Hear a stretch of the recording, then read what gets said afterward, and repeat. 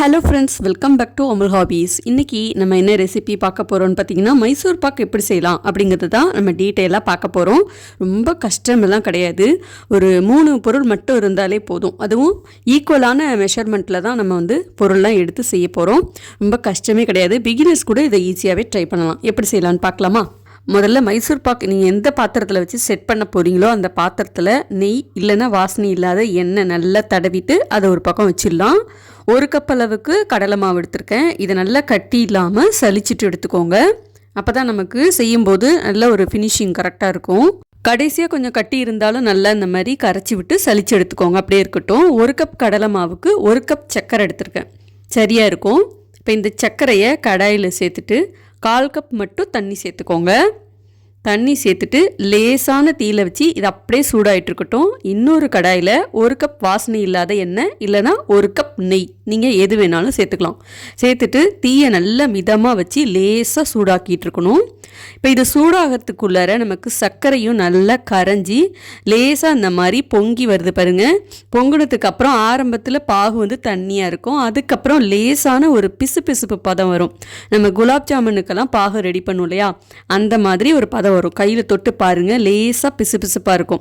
அதுக்கப்புறம் நம்ம சலிச்சு வச்ச கடலை மாவை கொஞ்சம் கொஞ்சமாக இந்த மாதிரி கொட்டி விஸ்கு வச்சு நல்லா கலக்கிக்கணும். விஸ்கு யூஸ் பண்ணும்போது உங்களுக்கு கட்டிப்படாது. அதனால நல்லா இந்த மாதிரி கலக்கி விட்டுட்டே இருக்கணும். கட்டியெல்லாம் எதுவுமே இல்லாமல் நல்லா இந்த அளவுக்கு கரைஞ்சி வந்ததுக்கப்புறம் ஒரு 2 நிமிஷம் நல்லா கொதிக்க வச்சுருங்க. நல்லா இந்த கடலை மாவு கொதித்து லேசாக அந்த மாதிரி பொங்கி வருது பாருங்கள். அதுக்குள்ளே எண்ணெயும் நல்லா சூடாயிடுச்சு. எண்ணெய் சூடு பண்ணுறப்போ அதிகமான தீயில வச்சு சூடு பண்ணாதீங்க.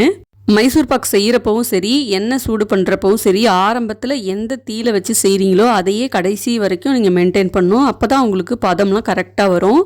இப்போது இந்த சூடான எண்ணெயில் ஒரு கரண்டி ஒன்று போட்டுட்டு இதே மாதிரி ஒரு கரண்டியாக எடுத்து ஊற்றிட்டு நல்லா கிளறிக்கிட்டே இருக்கணும்.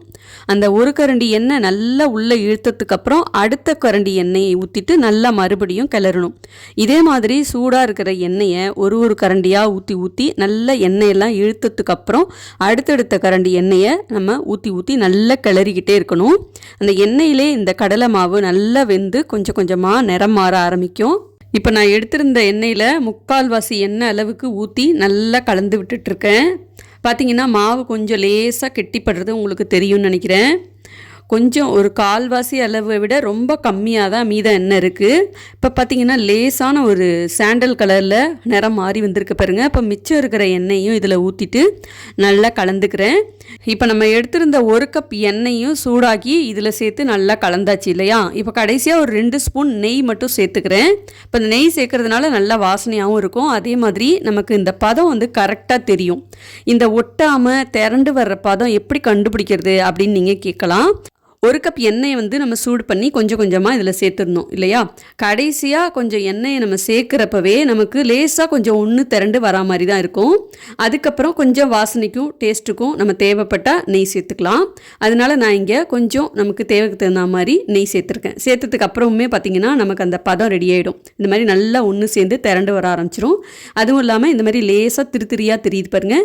அதேமாதிரி எந்த பக்கம் நீங்கள் சுழட்டி விட்டாலும் எல்லாம் ஒன்று சேர்ந்து வரும். கொஞ்சம் பாதியாக பிரிஞ்சு வராமல். இதுக்கப்புறம் நம்ம இன்னும் ரொம்ப போட்டு கிளறிட்டே இருந்தோம்னா கொஞ்சம் அழுத்தம் கொடுத்தா மாதிரி ஆகிடும். அதுக்கப்புறம் இந்த நெய் தடவின டப்பாவில் கொட்டிட்டு ஸ்பேச்சுலா இல்லை ஸ்பூன் வச்சு நல்லா அந்த மாதிரி அழுத்தி விட்டு சமப்படுத்திக்கோங்க. ஒரு 10 நிமிஷத்துக்கு அப்புறம் இந்த மாதிரி கத்தி வச்சு நீங்கள் கட் பண்ணிட்டீங்க அப்படின்னா கொஞ்சம் ஆறுனதுக்கு அப்புறம் ஈஸியாக பீஸ் போட்டுக்கலாம்.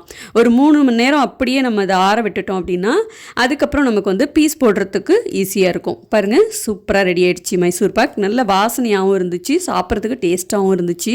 கல்யாணம் ஃபிக்ஸ் பண்ணியிருக்காங்க அப்படின்னா பலகாரம், நகை, புடவை இந்த மாதிரி ஒன்று நம்ம எல்லாமே பார்த்து செய்வோம் இல்லையா. அதுவும் பலகாரம்லாம் நல்ல பக்குவமாக டேஸ்ட்டாக செய்கிறவங்கள்ட்ட தான் சொல்லி செய்ய சொல்லுவாங்க.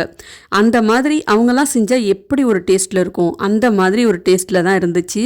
அப்படியே சாப்பிட்றதுக்கு அப்படியே வாயில் போட்ட உடனே கரையிற அப்படி ஒரு டேஸ்ட்டில் இருந்துச்சு. நிச்சயமாக இதை நீங்கள் ட்ரை பண்ணி பாருங்கள். அப்போ தான் இதோட ஒரிஜினல் டேஸ்ட்டை நீங்கள் நிச்சயமாக ஃபீல் பண்ண முடியும். இந்த ரெசிபி உங்களுக்கு பிடிச்சிருந்ததுன்னா மறக்காமல் லைக் பண்ணுங்கள். அடுத்தடுத்து வரப்போகிற ரெசிபிஸை தொடர்ந்து மிஸ் பண்ணாமல் பார்க்கணுன்னா சேனலை சப்ஸ்கிரைப் பண்ணி சப்போர்ட் பண்ணுங்கள். அடுத்த வீடியோவில் பார்க்கலாம். பாய்.